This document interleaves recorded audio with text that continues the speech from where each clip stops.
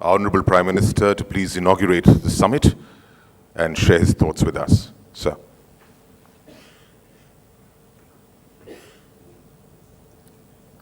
Your Excellency, Mr. Donald Ramotar, President of Guyana, Your Excellency, Mr. Anoth Tong, President of Kiribati, Dr. Farooq Abdullah, my colleague in the Union Government and Minister of New and Renewable Energy, Srimati Jayanti Natarajan, Minister of State for Environment and Forests, Dr. Arcot Ramachandran, Chairman, Governing Council of TERI, Dr. R.K. Pachori, Director General of TERI, distinguished ladies and gentlemen. I'm very happy to be present here today in the midst of such a distinguished gathering on the occasion of the inaugural session of the Delhi Sustainable Development Summit 2013. I would particularly like to extend a very warm welcome to the numerous foreign dignitaries who have come to Delhi from all over the world to attend this event.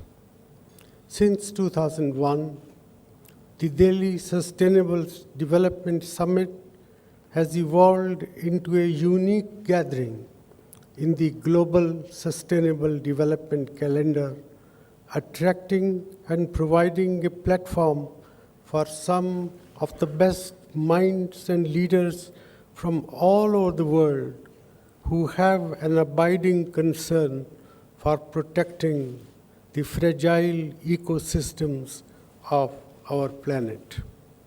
I congratulate the Energy and Resource Institute and Dr. Pachori for this initiative and for their unstinted commitment to sustainable development. Ladies and gentlemen, the world community met in Rio last year on the occasion of the 20th anniversary of the path-breaking Rio Summit of 1992.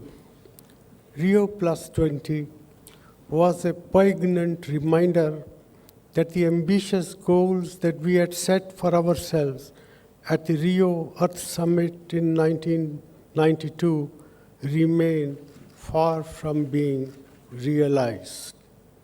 It also served to remind us that a meaningful consensus on environmental and ecological issues is perhaps harder to achieve today than it was some 20 years ago. But it is not as if we have achieved nothing during this period. We have witnessed an extraordinary and welcome growth of environmental consciousness in the world, and we can take great satisfaction from the fact that sustainable development today is an accepted and integral part of international discourse. The global environmental agenda and the global development agenda are now closely interlinked, with the economic, environmental, and social pillars of sustainable development providing a sound framework. The Rio Principles of 1992 are still seen as relevant and fundamental and were reaffirmed at Rio Plus 20. We in our country take due satisfaction in this development. Some 40 years ago, Prime Minister Indira Gandhi was one of the few leaders of the developing world to be present at the Stockholm conference. Even then, she had made our commitment to environmental protection clear. But she had also pointed out that our challenge was ensuring development for all. It's a matter of some satisfaction to us that recent discourse has seen an implicit understanding that unless we find pathways for development that address the concerns of all rather than the interests of a select few, our objective of global sustainable development will remain elusive. In this context, the theme of this year's Sustainable Summit, the global challenge of resource-efficient growth and development, has a particular resonance. Humanity has traditionally put its faith in advances of technology to resolve problems of resource scarcities. However, there is now a growing realization that there may be no easy alternatives for some resources, particularly environmental resources. Resource efficiency is thus a necessary condition for sustainable development and a key element of the economic pillars of sustainability. In addition, there are genuine concerns that in an unequal world, scarcity of resources would affect the poor more adversely, and key resources may become accessible only to a small selection of people in this planet, leading to the exclusion of a large number of people who live in poverty and persistent deprivation. Resource efficiency is thus a critical element of inclusive growth and development agenda. The challenge is to build resilient and efficient economies which will eradicate poverty and also ensure that the poor already living on the margins of survival are not made even more vulnerable. As a corollary, we should enhance efforts to develop technologies that ensure efficiency gains, which allow for more equitable distribution and use of these available resources.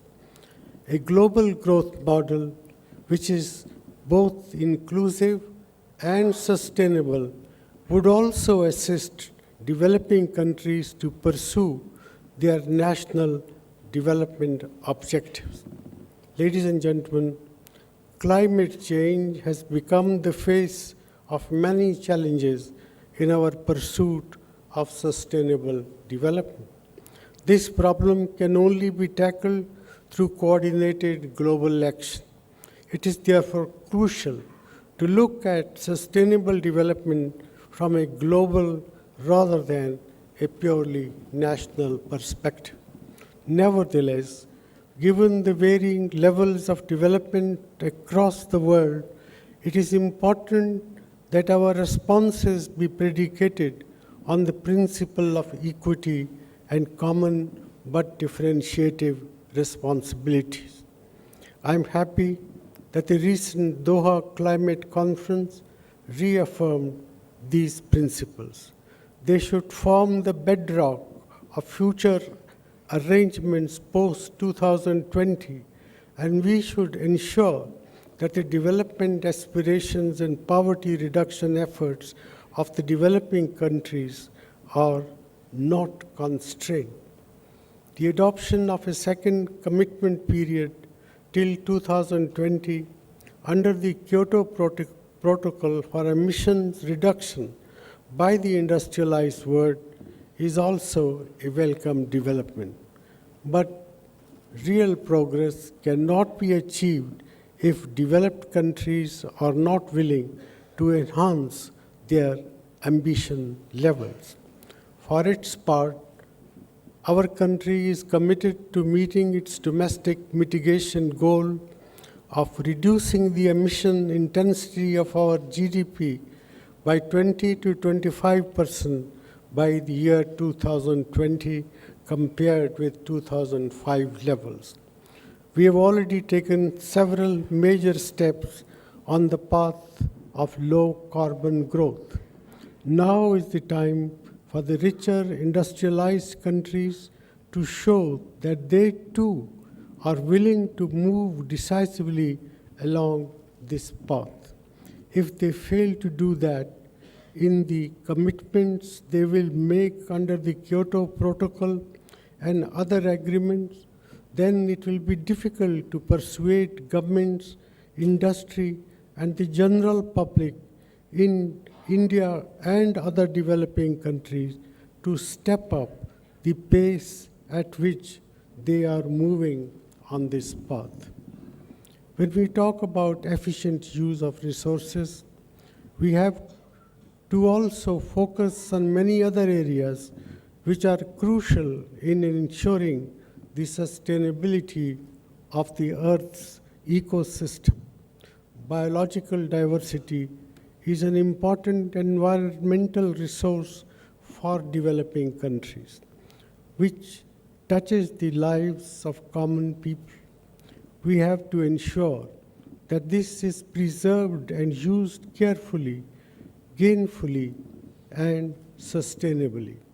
Last year, India hosted the 11th Conference of Parties to the United Nations Convention on Biodiversity in Hyderabad.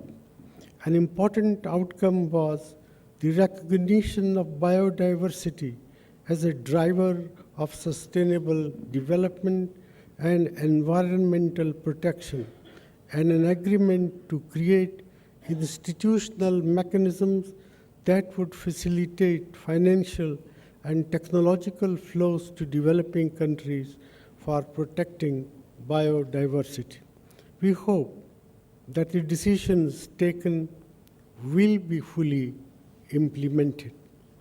Ladies and gentlemen, we in India are fully conscious of the need to conserve our resources through their utilization in a truly sustainable manner. We believe that efficient use of resources has to begin with ensuring the efficiency of use of human resources, and this requires building skills, capabilities, and systems by which countries can ensure higher efficiency in every human endeavor. In Hyderabad last year, I announced an allocation of $50 million as part of the Hyderabad Pledge to strengthen the institutional mechanisms for biodiversity conservation in India. In the field of climate change, our National Action Plan on Climate Change is now an important part of our development strategy, both nationally and at the level of states. One of its 8 missions mandates the establishment of 20,000 megawatt of power generating potential using solar energy within the next 10 years. I also recall launching from this very platform in 2008 the TERI program on lighting 1 billion lives. I am informed that this program has now benefited around 2,000 villages in our country, where families and households are using lanterns charged by solar energy to provide them with clean, reliable, and pollution-free lighting. This program has also been extended to countries in Africa and other parts of Asia. The involvement of the private sector has helped in expanding this approach through market-based dissemination of solar lanterns and other forms of decentralized lighting systems based on photovoltaic technology. We invite our international partners to work with us to exploit the tremendous potential of renewable energy technologies in our country. One resource of particular concern to us in India and in many other developing countries is that of fresh water. The depletion of groundwater has already become a major problem in many districts in our country. Meeting the rising urban demand for fresh water implies rising costs as supplies have to come from greater and greater distances. Projections of water demand and availability give an alarming picture of rising scarcities. We need, therefore, to focus attention on water conservation and water efficiency with the sort of zeal that today drives energy conservation and efficiency in the use of energy. I would also like to mention that the protection of the environment and promoting development need not amount to a zero-sum game. What is required is regulatory regimes that are transparent, accountable, and subject to oversight and monitoring. Indeed, regulatory regimes are often the basic necessary condition to ensure that environmental and economic objectives are pursued in tandem. Our experience has shown that success in sustainable development effort is also dependent on the degree of use of innovative mechanisms. Adequate attention should therefore be given to the importance and economic value of ecosystem services in development strategies and policies, particularly while addressing the needs of the vulnerable and poor and marginalized communities. Concepts like green national accounting are useful tools that could help us ensure that goods and services are produced with minimum ecological and social impact. Distinguished ladies and gentlemen, growing populations, changing consumption patterns, and the consequent pressure on precious natural resources are real challenges that we face in our pursuit of economic growth and the amelioration of poverty. The present global inequities built into the global economic order are patently unsustainable. At the same time, we also have to share the ecological and economic space of only one Earth. This, in turn, will demand re-engineering our economies in ways that are both frugal and innovative in their use of scarce resources. This is where we must look for solutions in the future. India looks forward to working closely with the global community in this endeavor. With these words, I wish this summit all success in its deliberations, and I look forward to specific recommendations for pursuing a resource-efficient and sustainable development strategy. I thank you for your attention.